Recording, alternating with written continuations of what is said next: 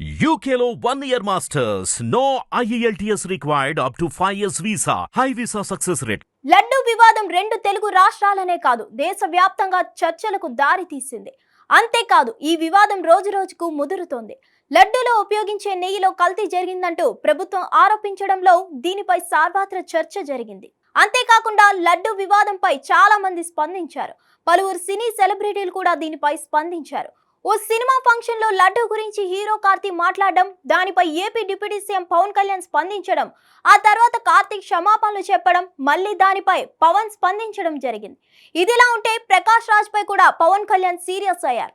ప్రకాష్ రాజ్ కు ఏంటి సంబంధం అంటూ పవన్ వ్యాఖ్యానించారు. దాంతో ప్రకాష్ రాజ్ సోషల్ మీడియా వేదికగా స్పందించారు. నేను విదేశాల్లో షూటింగ్ లో ఉన్నాను, త్వరలోనే వస్తా, అన్ని మాటలకు సమాధానం చెప్తానని అన్నారు. అప్పటి నుంచి ఆయన వరుసగా ట్వీట్స్ చేస్తూ వస్తున్నారు. తాజాగా ప్రకాష్ రాజ్ మరో ట్వీట్ చేశారు. ఇప్పుడు ఈ ట్వీట్ సోషల్ మీడియాలో తెగ వైరల్ అవుతుంది.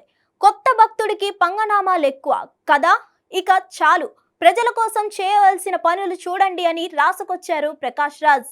అదలా ఉండగా లడ్డు వివాదంపై దాఖలైన పిటిషన్ పై సుప్రీంకోర్టు సోమవారం విచారణ చేపట్టింది. ఈ సందర్భంగా వాదనలు విన్న ధర్మాసనం కీలక వ్యాఖ్యలు చేసింది. విచారణ పూర్తి కాకుండా లడ్డు నెయ్యిలో కల్తీ జరిగిందని ఆరోపణలు చేయడం సరికాదని కోర్టు తెలిపింది. కల్తీ నెయ్యిని లడ్డు తయారీలో వాడారా అంటూ సుప్రీంకోర్టు ప్రశ్నించింది. లడ్డు నాణ్యత లేదని భక్తులు ఫిర్యాదు చేశారని ప్రభుత్వ న్యాయవాది వివరించారు.